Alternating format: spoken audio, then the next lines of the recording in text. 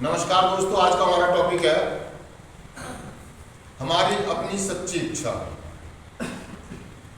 ईश्वर की हमारे लिए इच्छा उन्हीं चीजों की होगी जिनका हम सबसे ज्यादा मूल्य करते हैं। ईश्वर की इच्छा हमारी अपनी सच्ची इच्छा बन जाती है। आगे कह रहे हैं दोस्तों, यह मनुष्य का स्वभाव है कि वह बिना कुछ दिए सब कुछ पा लेना चाहता है। उदाहरण के लिए वो बता रहा है कि मानो कि हमने किसी स्टोर पर जाकर या किसी दुकान पर जाकर हमने 10 या 20 रुपए दिए और उस व्यक्ति ने हमारे को सामान देने के बाद ज़्यादा पैसे लौटा दिए, तो वो कह रहा है कि हम उनको वापसी लेकर के हम बड़े झूम उठते हैं, बड़े खुश होते हैं, है ना, कि ये तो बहुत बढ़िया काम हो गया। जबकि हमें अंदर से एक आवाज़ आ रही होती है कि पैसे ज़्यादा मिल गए, हमें वापसी कर देना चाहिए। अगर आप देखें, जब आपने पहली बार घर में से या घर वालों ने आपको पैसे दिए और आपसे वो पैसे वापसी मांगना भूल गए, है ना, या आप किसी दुकान पर गए, आपने 10 का नोट दिया या 5 रुपए दिए और उसने आपको ज़्यादा पैसे लौटा दिए, तो अंदर एक डर की फीलिंग चली होगी आपके जरूर। अंदर से एक आवाज़ जरूर आई होगी आपको कि यार ये पैसे मुझे लौटा देने चाहिए, और वो पैसे खर्चते समय भी आपके अंदर डर रहा होगा। 1-2 दिन आपने इंतजार किया होगा कि अगर कहीं मांगने आ गया या उसे याद आ गया तो मैं वापसी लौटा दूंगा, और जब वो वापसी मांगने नहीं आया या आपके घर वालों को ये बात याद नहीं आई या किसी को पता नहीं चला, तो आपने उन पैसों का खर्च किया या उन चीज़ों को बेच दिया, जो भी चीज़ चाहे सोने की जो भी थी, और आपका डर खत्म हो गया। फिर भी कहीं ना कहीं आपके अंतर मन में ये डर रहा कि अगर कहीं राज भूल गया, कहीं पता चल गया तो क्या होगा। हो सकता है कि आप उस दुकान पर दोबारा वापसी सामान लेने ना गए। तो कहने का मतलब ये है कि दोस्तों कि ऐसे जब हम नशा कर रहे थे, शुरुआत हमारी जब हम नशा नहीं कर रहे थे या कर रहे थे, तो हमारे पास ऐसी कई घटनाएं घटी हमारे साथ, और हम उसको लेकर के झूम उठे और हम धीरे धीरे अंदर छोटी छोटी चीज़ों को लेते लेते हम बहुत बड़ी चोरियां, बड़े बड़े गिल्ट हम चबाने लगे, और हमको ये लगने लगा कि हमें कोई फर्क नहीं पड़ता। शुरुआत में उसने कहा कि मनुष्य का स्वभाव है ये कि वो बिना कुछ दिए सब कुछ पा लेना चाहता है। कहने का मतलब ये है कि हमारे अंदर शुरुआत से कुछ ऐसा है कि जो है एक कमी है इंसान के अंदर। हमारी पैदाइश से हमारे अंदर एक कमी है कि हमें लालच का व्यवहार करना है। हम लालची टाइप हो जाते हैं थोड़े से ना, हम, क्योंकि हमारे साथ कुछ ऐसा ही है, हमें बनाया है कुछ ऐसे तरीके से किया।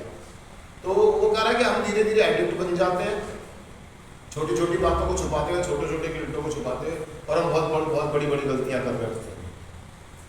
लेकिन जब हम कार्यक्रम में आते हैं, हम नशा मुक्त होते हैं, हम सभाओं में जाते हैं या किसी रिहैब में आते हैं, तो हमें इस चीज़ का ज्ञान होता है कि यार छोटी छोटी चीज़ें हमने की तो हम बहुत बड़े स्तर तक हम बेईमान हो गए, झूठे हो गए, है ना, हमने अपनी ज़िंदगी को तबाह और बर्बाद कर लिया।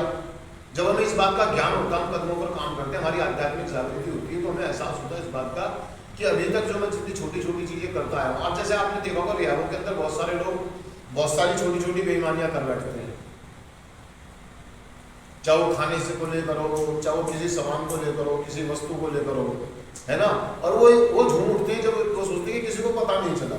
वो मन ही मन बड़े खुश होते हैं कि ये तो किसी को पता ही नहीं चला, मैं आगे और भी ऐसी घटनाएं को अंजाम दे सकता हूँ।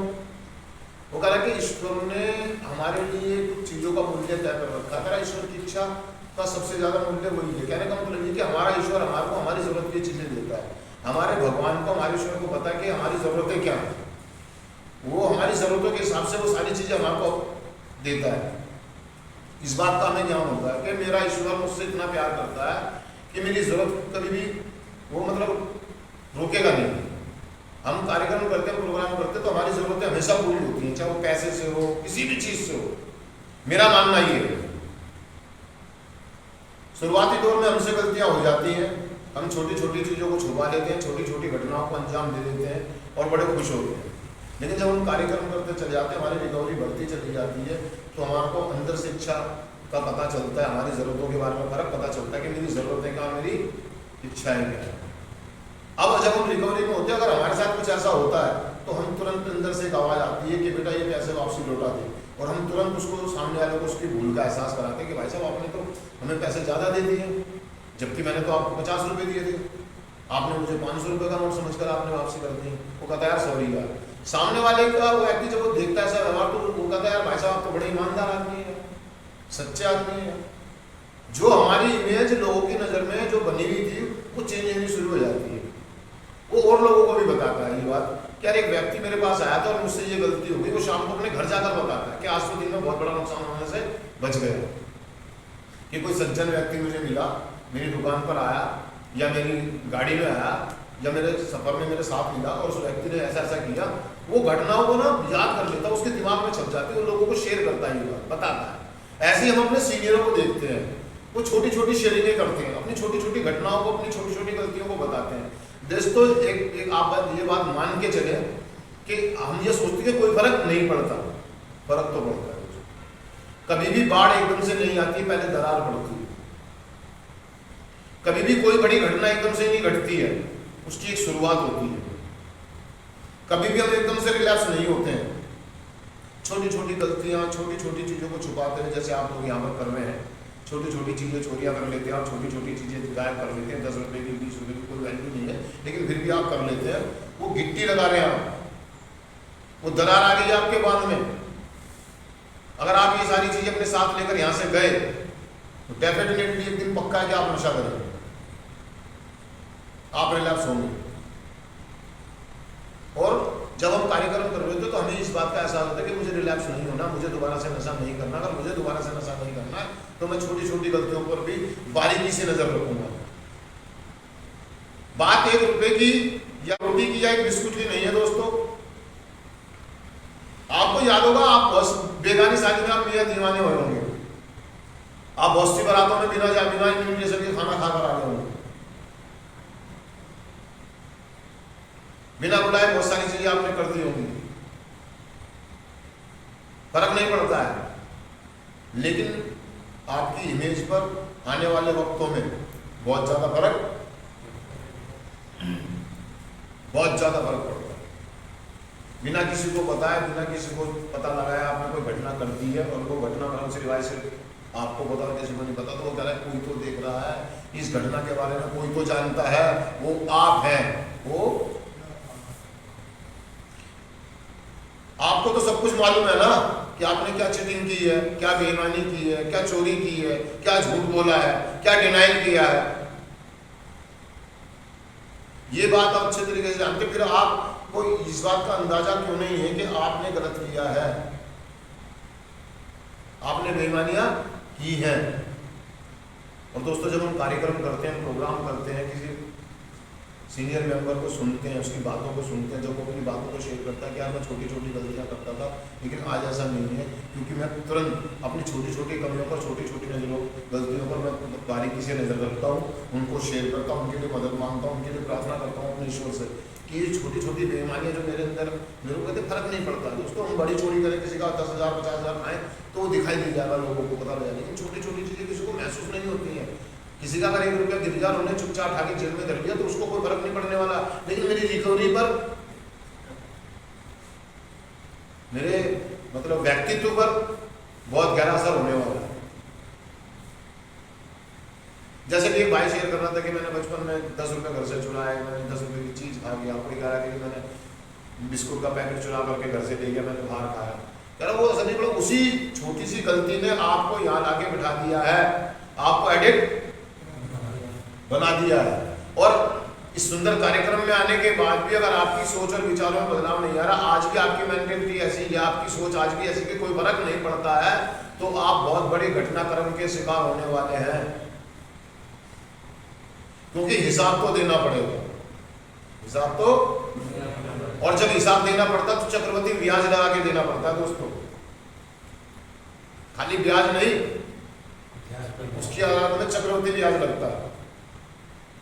अगर आपने किसी का 1 रुपया खाया और इन बातों को 25 साल गुजर गए हैं तो उसका चक्रवृद्धि ब्याज लगा लिया, आपकी 7 पीढ़ियां भी नहीं उतार पाएंगी, आपकी 7 पीढ़ियों को भोगना पड़ेगा।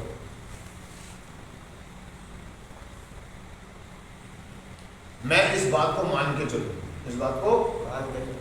कि अगर मैंने 25 साल पहले अगर किसी का 1 रुपए की बेईमानी करी थी या उससे गलती से ज्यादा आ गए थे और मैंने खा लिए, तो आपकी 7 पीढ़ियां भुगतेंगी, क्योंकि वो चक्रवृद्धि ब्याज रख के देना पड़ेगा आपको। वो बेईमानी का पैसा आपने अपने बच्चों को भी खिलाया और वही इफेक्ट आपके आने वाली पीढ़ी पे पड़ने वाला। कहीं ना कहीं तो वो काम करती है दोस्तों, कहीं ना कहीं तो काम करती है और इसका असर बहुत ज्यादा कर। हम आज और अभी से कार्यक्रम को समझे, ईश्वर की इच्छा को अपनी इच्छा मान लें कि मेरा ईश्वर चाहता है कि मैं एकदम साफ हो जाऊं, पवित्र हो जाऊं, अंदर से ईमानदार हो जाऊं, सच्चा हो जाऊं, क्योंकि मेरा ईश्वर चाहता है कि मैं सच्चा हो जाऊं। क्या चाहता है मेरा ईश्वर मुझसे? मैं सच्चा हो जाऊं और ईमानदार बन जाऊं। और मैं उसकी इच्छा का ज्ञान होने के लिए प्रार्थनाएं नहीं कर रहा हूँ, मैं कदम नहीं कर रहा हूँ, मैं उसकी इच्छा का ज्ञान होने के लिए एक्सेप्ट नहीं कर रहा हूँ, चीज़ों को शेयर नहीं कर रहा हूँ, मदद नहीं मांग रहा हूँ, तो आने वाले वक्तों में दोस्तों कोई भी घटना घट सकती है। जब अचानक से आपको कोई 10 रुपए के 50 रुपए दे सकता है, तो अचानक से आपको 50 रुपए के 5 लाख भी देने पड़ सकते हैं। तब तो आप नहीं झूमेंगे, जब तो आप रोएंगे, पैर पटकेंगे। दोस्तों कार्यक्रम में आने के बाद मैं अपना पर्सनली अनुभव शेयर करता हूँ। दोस्तों मैं भी ऐसे ही था शुरुआती दौर में, जिंदगी में किसी छोटी छोटी बेईमानियां कर लेना है ना, और किसी को बताना नहीं, रख लेना और खुश होना कि मैंने थोड़ी ना किया है, उसने दिया, उसकी गलती है। मैं ऐसा सोच करके कि उसकी गलती है, उसने दिया क्यों, मैंने चोरी थोड़ी किया है, मैंने चोरी थोड़ी किया है, मैंने 10 रुपए दिए, उसने मेरे को 50 रुपए वापसी दिए, तो इसमें मेरी तो कोई गलती नहीं है, मेरी किस्मत में लिखा था, ये तो उसकी गलती है। ऐसा सोच करके, ऐसा अपने आप को मना करके मैं पैसों को उनको हजम कर जाता था। और वो पैसे कहाँ खर्च होते थे? बेकार की चीजों में, खिलौने ले लिए, बुलेट ले ली, कंचे ले लिए, समझ रहे मेरी बात को। और धीरे धीरे मैं एक एडिक्ट बन गया। कार्यक्रम में आया, कार्यक्रम में आने के बाद दोस्तों मुझे इस बात का बड़ा अच्छे से एहसास हुआ, और ऐसी बहुत सारी घटनाएं मेरे जीवन में हुई है दोस्तों, कि जब किसी व्यक्ति ने मुझे फालतू सामान दे दिया है, फालतू चीज दे दी है, तुरंत सडनली मैं उसको कहता, भाई साहब आप कर क्या रहे हैं, कि क्या हुआ, कि भाई साहब आपने पैसे, अरे भाई साहब गलती होगी, ध्यान थोड़ा डाइवर्ट था, मैं तो घर में ये परेशानी थी, मैंने कोई बात नहीं। ऐसे दोस्तों 20 साल के अंदर कम से कम ज्यादा नहीं तो 50 घटनाएं हो चुकी हैं मेरे साथ। अब मैं जमीन पर पड़े पैसे भी जल्दी से नहीं उठाता हूँ। अगर किसी का पैसा गिरा, पहले मैं कहता भाई किसी के पैसे गिर गए हैं, किसी के गिर गए हैं, और उन पैसों को उठा करके अपनी जेब में रख लेता हूँ, उनको किसी अच्छे काम में लगाता हूँ। मैं शेयर जरूर करता हूँ कि मुझे पैसा पाए हैं जमीन पर, मुझे मिले हैं। और सबसे पहले सोच आती है, अगर मेरे को 100 रुपये मिले हैं तो मैं उसमें से 10-20 रुपये किसी को दान कर दूँ, सारे का सारा खुद जाऊँ, क्योंकि मुझे उसका सच्चा मालिक असली मालिक नहीं मिला, लेकिन वो मेरे लिए मेरे पास अमानत है। और दोस्तों उन्हीं पैसों को मैं कहीं ना कहीं अच्छी जगह पर उनको अलग रख देता हूँ। मतलब याद रहता मुझे कि मैंने अपने पर्स में भी रख लिया, अपनी जेब में भी रख लिया, तो मुझे याद रहता कि मुझे 100 रुपये मिले थे, और मुझे मालूम है कि ये 100 रुपये मुझे लौटाने पड़ेंगे। मैं ये नहीं सोचता हूँ कि मेरे कभी खोए थे, भगवान ने मुझे गिफ्ट दिया, नहीं। पहले ऐसी थी कि मेरा है, मुझे मिला तो नहीं, किसी की अमानत है दोस्तों। इसको अच्छे काम में भगवान ने शायद मेरे को मेरे ईश्वर ने इसलिए दिया कि किसी जरूरतमंद की मदद करना हो, किसी पशु पक्षी को दाना खिलाना है, ये मेरे ईश्वर ने दिया, मुझे खुश होगा कि ले बेटा ये किसी भाई की मदद कर दे। मतलब अपनी सोच और अपनी मेंटालिटी को बदलना पड़ेगा। मैं आज ये नहीं सोचता हूँ कि इसमें सारा हक मेरा है। तो परिवर्तन है दोस्तों, कार्यक्रम करने से उसकी इच्छा का ज्ञान होना शुरू हो गया। एक बार की बात है दोस्तों, मैं हिसार शहर में था, तो बड़ा ट्रैफिक जाम हुआ पड़ा था। मैं साइकिल से अपने घर की तरफ जा रहा था, मैंने किराए पे कमरा ले रखा था, तो एक नहर की पुलिया पड़ती है, वहाँ पर जाम सा लगा हुआ था। जैसे मैं थोड़ा सा आगे चला तो मेरे को 500 का नोट दिखाई दिया। 500 में उसमें करीबन 620 रुपये थे। अब 620 रुपये मेरे को मिल गए और मैं बड़ा खुश हुआ। मैंने इधर उधर देखा, किसी की तरफ, किसी बिहार का, तो किसी की मेरे को लगा, को समझ में आ गया, मैंने किसी पुलिस वाले ने रिश्वत दी होगी किसी ट्रक वाले से, और वही गिरे। और ऐसे ही था, बैरियर लगा हुआ था और पुलिस वाला वसूली कर रहा था। तो मैं समझ गया, ऐसे मैं सीधा गया, तो आगे जाना मुड़ता था, वहाँ पर गेट पर एक बर्गर वाला था, वो बर्गर लगाता था। मैंने 6-7 बर्गर लिए, और मैं जहाँ रह रहा था वहाँ पर बच्चे थे 4-5, मैंने बच्चों को खिलाऊंगा। 6-7 बर्गर लेकर गया उनको, तो एक बर्गर उसने 30 रुपये का दिया मुझे। मैं 6-7 बर्गर लेकर गया, मैंने भी खाया, अपने बच्चों को भी खिलाया, और थोड़ा स्कूल में 1-2 बच्चे थे वहाँ पर, मैंने खा दो, सबको बर्गर खिलाया। तो कहने का मतलब, और मैंने आगे दूसरे दिन शेयर भी करा अपने ग्रुप में, यार मेरे को बनवाओ और इतने पैसे मिले। तो कहने का मतलब लड़के करने का जरूरत, मैंने क्या दूध की थैली मंगाओ चला क्यों। तो परिवर्तन है दोस्तों। और कभी ऐसा था दोस्तों कि अगर मुझे 1 लाख मिल गए तो मेरे सारे नशे में खत्म हो जाते थे। मैं कितनी चोरियां कर लूं, मेरे को कभी पूरा नहीं पड़ा, मुझे कभी पूरा नहीं पड़ा। आज मेरे ईश्वर ने वो करा, जो शुरुआत में करा दोस्तों, कि ईश्वर की हमारे लिए इच्छा उन्हीं चीजों की होगी जिनकी सबसे ज्यादा महत्व है। मतलब कह रहा है जिनकी, मेरा ईश्वर मेरे लिए वही करेगा जिसकी मुझे सबसे ज्यादा जरूरत है। मतलब वैल्यू मेरे लिए वैल्यू, मतलब मुझे जिस चीज की सबसे ज्यादा जरूरत है, मुझे आज गाड़ी की जरूरत है, मुझे पंखे की जरूरत है, मुझे मोबाइल की जरूरत है, मेरा ईश्वर मेरी पूरा करेगा। वो सबसे पहले मेरे बारे में सोच कर रखता है कि मुझे कब, कहाँ, किस समय, कितना देना है। इस बात का ज्ञान कार्यक्रम के माध्यम से हुआ दोस्तों, डेली प्रोग्राम करते हुआ, शेयर करते हुए, मदद मांगते हुआ। तो दोस्तों मैं चिंतन पढ़ दूंगा आपके लिए एक बार। सिर्फ आज के दिन ईश्वर के साथ अपने सचेत संपर्क में सुधार लाकर मेरे जीवन के मूल्य बदल गए हैं। आज मैं ईश्वरीय इच्छा पर अमल करूंगा, जो मेरी इच्छा बने। मतलब मैं इस बात का ध्यान रखूंगा कि मेरे अंदर से जब भी कोई आवाज आए तो मैं उसको सुनूं, मैं उसको मुझे सुनाई देगी। अगर मैं छोटी छोटी गलतियां करनी छोड़ दूंगा तो मुझे सुनाई देनी शुरू हो जाएगी और मैं उसी पर अमल करूंगा।